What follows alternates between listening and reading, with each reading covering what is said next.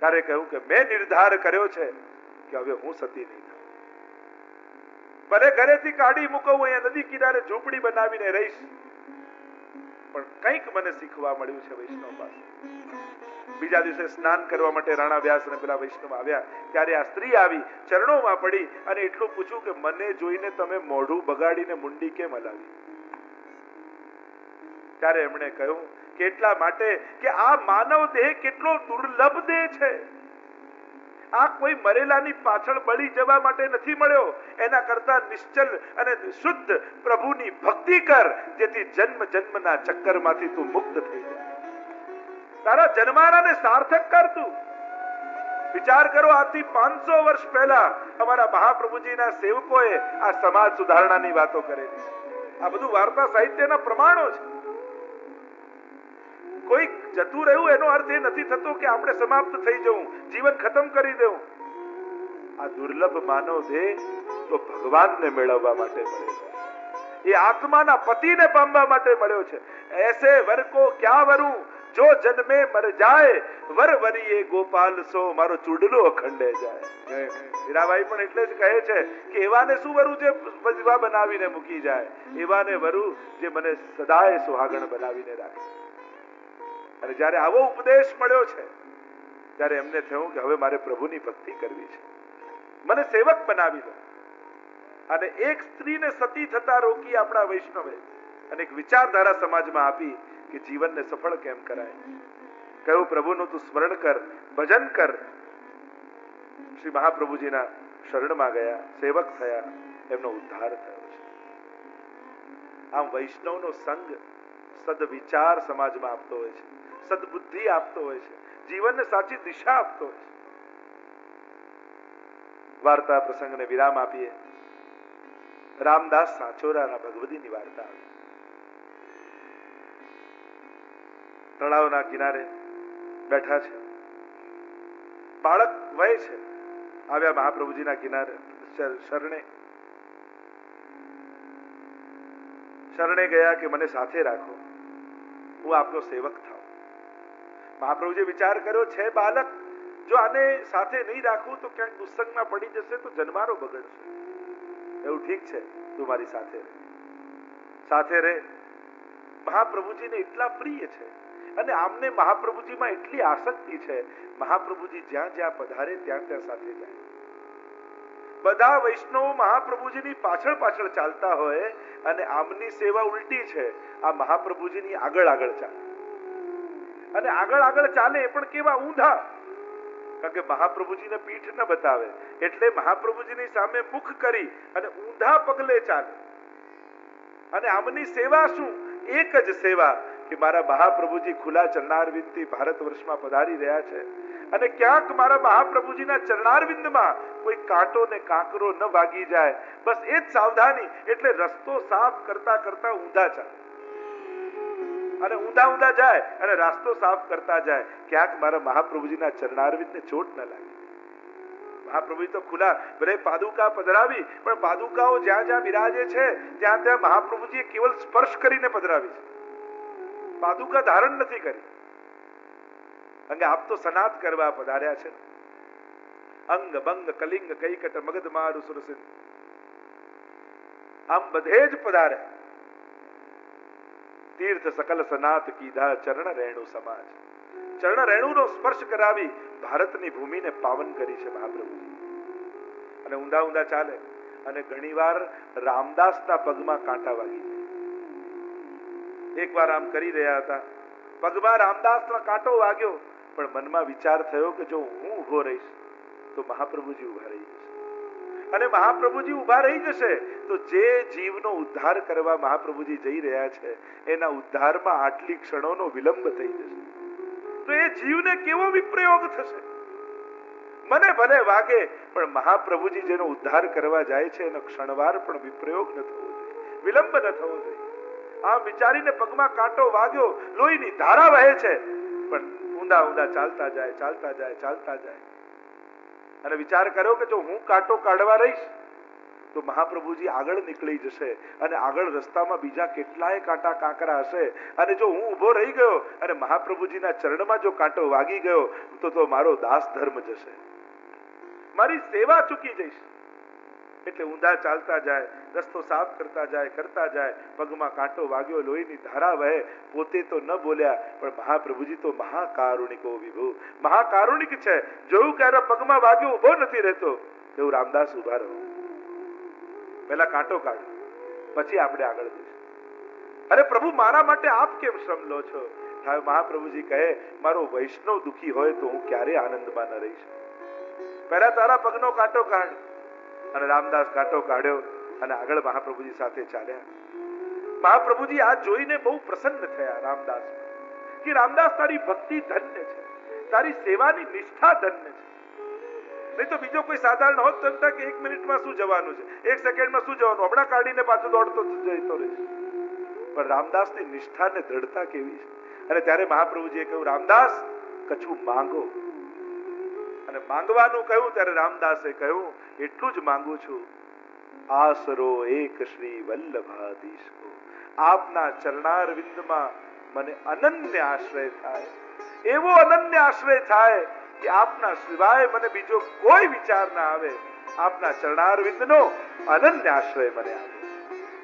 આશરો એક દ્રઢ શ્રી વલ્લભાધીશ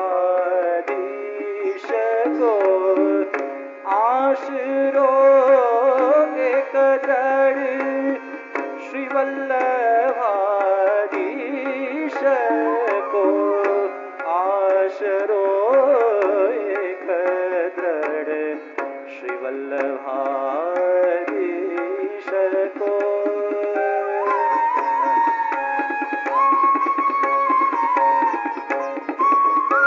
માર્ગમાં પ્રભુ પાસે માંગવું હોય તો શું માંગવું? 10 મર્મ આપવામાં આવ્યા છે. પુષ્ટિ માર્ગના 10 મર્મ છે. અને અહીંયા સમજાવ્યું, આશરો એક શ્રી વલ્લભાધીશ કો. અને એ આશ્રય કરવાથી મળે શું? શેની પ્રાપ્તિ થાય? તો કે મહાપ્રભુજીના ચરણારવિંદનો આશ્રય કરવાથી આખી પુષ્ટિ ભક્તિ આપણને ફલિત થાય. અને કઈ રીતે? માનસી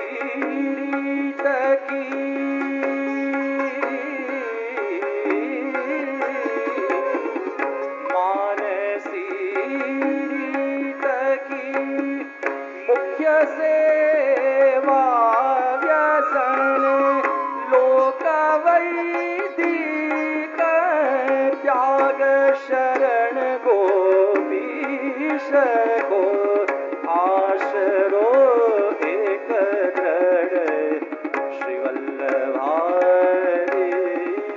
કો. મુખ્ય માનસી સેવા, તનુ વિત્તજા કરતા કરતા પરમ માનસીને જીવ પ્રાપ્ત થાય, વલ્લભના ચરણનો આશ્રય કરવાનો. બીજું, લૌકિક વૈદિક ત્યાગ. જે આસક્તિઓ લૌકિક વૈદિકમાં છે કે લૌકિકથી કામનાઓ સિદ્ધ થશે, વૈદિકથી મારું અલૌકિક સુધરશે, આ ધીમે ધીમે છૂટવા લાગે, આશ્રય કરવાનો. દીનતા ભાવ ઉદબોધ ગુણ ગાન સો, ક્ષત્રિય ભાવના ઉભય જાને, શ્રી કૃષ્ણ નામ સ્ફુરે,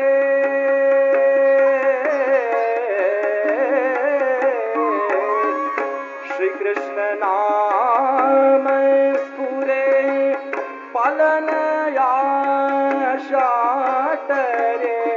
કૃષ્ણ નામ પૂરે પાલન યાજ્ઞાટરે, કૃતિ વચન વિશ્વાસ દ્રઢ ચિત્ત જાને, આશરો એક દ્રઢ શ્રી વલ્લભાધીશ કો. સદાય મનમાં પ્રભુનું ગુણગાન રહે,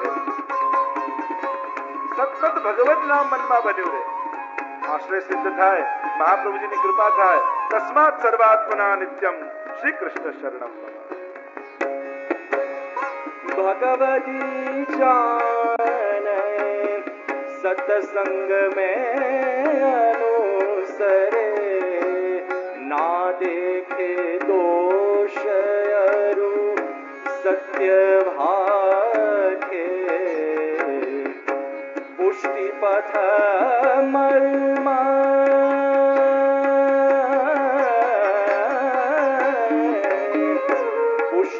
पथ मर्म दश धर्म यह विधि कहे सदा चित्त में श्री द्वार केश राखे आशरो एक दृढ़ श्री वल्लभाधीश आशरो एक पकड़ो चरण तो 10 वस्तु प्राप्त થાય પુષ્ટિ માર્ગમાં 10 મર્મ છે અને 5 તત્વ છે પ્રાચીન વૈષ્ણવો આ પદ જરૂર ગાતા આશરો એક શ્રી વલ્લભાધીશ પુષ્ટિ માર્ગના 10 મર્મોનું વર્ણન છે રામદાસ કહે કે હે શ્રી મહાપ્રભુજી આપના ચરણારવિંદમાં અનન્ય આશ્રય મને થાય એવી આપ કૃપા કરો કારણ ઘરથી નાનું ઓરડો ઓરડાથી નાનો દરવાજો દરવાજાથી નાની સાંકળથી નાનું તાળું તાળાથી નાની ચાવી પણ ચાવી તમારી પાસે હોય તમે શું ઘર આપણી પાસે છે એક ચાવી આપણી પાસે હોય તો ઘર આપણું માનીએ તો જેની પાસે શ્રી વલ્લભના ચરણારવિંદની શ્રદ્ધાની ચાવી છે એની પાસે આખો પુષ્ટિ માર્ગ છે વિધના એ કમળનું ફૂલ જે પુષ્ટિ માર્ગનું મૂળ આ ચાવી જેની પાસે છે એની પાસે આ પુષ્ટિનું ભવન છે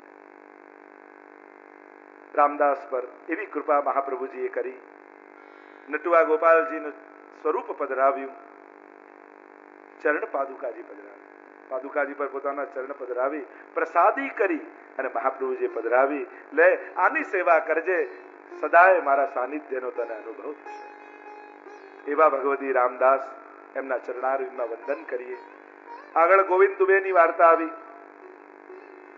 ગોવિંદ દુબે ખેરાલુમાં રહેતા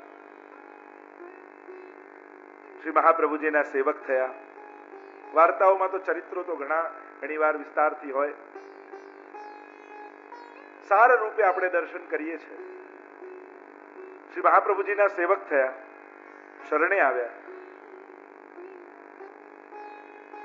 પહેલા તો એમ થયું કે મહાપ્રભુજી કોઈ વિદ્વાન છે એટલે વિનંતી કરી કે આપ આટલા વિદ્વાન મહાપુરુષ છો તો આપ મને ભણાવો મારી પાસે વિદ્યા નથી મહાપ્રભુજી કહે તારે બહુ વિદ્યાના યોગ તારા જીવનમાં નથી પણ અક્ષર જ્ઞાન આદિ થશે જો તું નિષ્ઠાથી ભણીશ તો અને મહાપ્રભુજીએ એવી કૃપા કરી કે ગીતાજી એને એ રીતે ભણાવ્યા કે એને આખું સંસ્કૃત વ્યાકરણ આવડી ગયું મહાપ્રભુજી તો વાકપતિ છે કચિત પાંડિત્યમ છે નિગમતી ગતિ સાપી યદિન આપ તો કેવા અદ્ભુત પ્રકાંડ વિદ્વાન છે સ્વયં વાકપતિ છે તો ગીતાજી એ રીતે ભણાવ્યા એને કે આખું વ્યાકરણ ભણી લીધું એવી કૃપા કરી બ્રહ્મ સંબંધ લીધું ભગવત સેવા પધરાવી પોતાના ગામમાં રહે છે પણ સેવા કરતા કરતા મનમાં અનેક પ્રકારના ગોવિંદાસને ઉદ્વેગ થાય છે આ ગોવિંદ દુબે હું સેવા કરું છું પણ સેવા સંસારમાં રહું છું સંસાર એટલો પ્રબળ છે કે ક્યાંક મારી લૌકિક ગતિ તો નહીં થઈ જાય અલૌકિક ચિંતાઓ જાગે લૌકિક નહીં આ લૌકિક વૈદિક પ્રભુ તો કરતા નથી તો આ ભક્ત તરીકે મારું શું કર્તવ્ય છે